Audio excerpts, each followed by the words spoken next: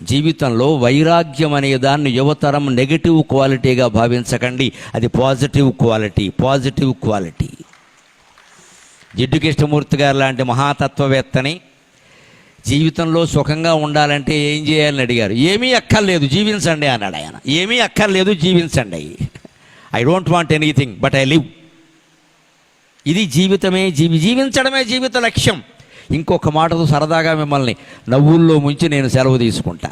ఏదో గొప్ప విజయాలు సాధించేయాలి, అపూర్వం, అదృష్టం అనేవో కలలు కనకండి అనవసరంగా. 5 ఏళ్ల వయస్సులో ఉన్న పిల్లాడికి ఏది విజయమో తెలుసా? పక్క తడపకుండా ఉంటే వాడు హీరో, ఇంకంతకంటే ఏమక్కల్లా. 10 ఏళ్ల అబ్బాయికి ఏమిటి విజయమో తెలుసా? ఒక్కడూ పడుకోగలిగితే వాడు హీరో.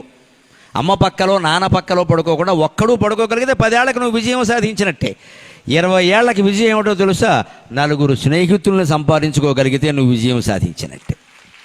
మనకి 20 ఏళ్ళు ఉన్నాయి, యంగ్ టర్క్ అంటే కనీసం 4 ఫ్రెండ్స్ ఉండాలి. ఎవరిని నేను కలవనంటే వాడు పనికిరాడు, కలవాలి. అప్పుడు అవసరం, వదిలేవలసిన సమస్యలే వదిలే. 20 ఏళ్లకి 4 స్నేహితులను సంపాదించుకుంటే నువ్వు విజయం సాధించినట్టే. 30 ఏళ్లకి పెళ్ళయింది, కొత్తగా పెళ్ళయింది, దాంపత్య సౌఖ్యాలనే లోటు లేకుండా అనుభవించగలిగితే వాడు హీరో, ఆమె హీరోయిన్, అనుమానమేలా. భారతీయ ధర్మశాస్త్రం అంగీకరించింది. కామవాంఛన ఎప్పుడు చెడ్డగా హిందూ ఫిలాసఫీ చెప్పలేదు, దానికి పరిమితి చెప్పారు. నీ భార్యతో మాత్రమే, నీ భర్తతో మాత్రమే ఆ సౌఖ్యం అనుభవిస్తే దాన్ని యజ్ఞం అన్నారమ్మా. హిందూ ధర్మం అంత గొప్ప, దాన్ని యజ్ఞం అన్నారు. కామవాంఛనలా హిందూ మతంలో కామవాంఛను నిందించకపోగా చతుర్విధ పురుషార్థాల్లో ఒకటి ధర్మం, అర్థం, కామం, మోక్షం. దాన్ని పురుషార్థాల్లో ఒకటి కింద పెట్టారు. ఎందుకంటే మనిషికి అనివార్యమైంది కామవాంఛ. అది ధర్మంగా తీర్చుకో, తప్పే ఉంది. ధర్మావిరుద్ధో భూతేషు కామోస్మి భరతర్షభ, భగవద్గీతలో చెప్పిన మాట. అందుకని 30 ఏళ్ల వయస్సుకి విజయం ఏమిటంటే అన్ని రకాల శృంగార భోగాలని సమర్థంగా అనుభవించగలిగితే ధర్మంగా వాడు విజయం సాధించినట్టే. 40 ఏళ్ల వయస్సులో విజయం ఏమిటో తెలుసా? తర్వాత జీవితానికి కూడా సరిపడగా అప్పుడే సంపాదించాలి డబ్బు, అదే విజయం సాధించినట్టు లెక్క. ఇక్కడి నుంచి చూడండి మళ్ళీ అడ్డం తిరుగుతుంది విజయాల పద్ధతి. 50 ఏళ్లకి విజయం ఏమిటో తెలుసా? 40 ఏళ్లదే 50 ఏళ్లకు కూడా. ఇంకా సంపాదించే వయస్సులోనే ఉన్నావు, రిటైర్ అవ్వాలా. అందుకని జీవితానికి సరిపడా డబ్బు సంపాదించు, అదే విజయం. 60 ఏళ్లకి ఏమిటో తెలుసా విజయం అనేది?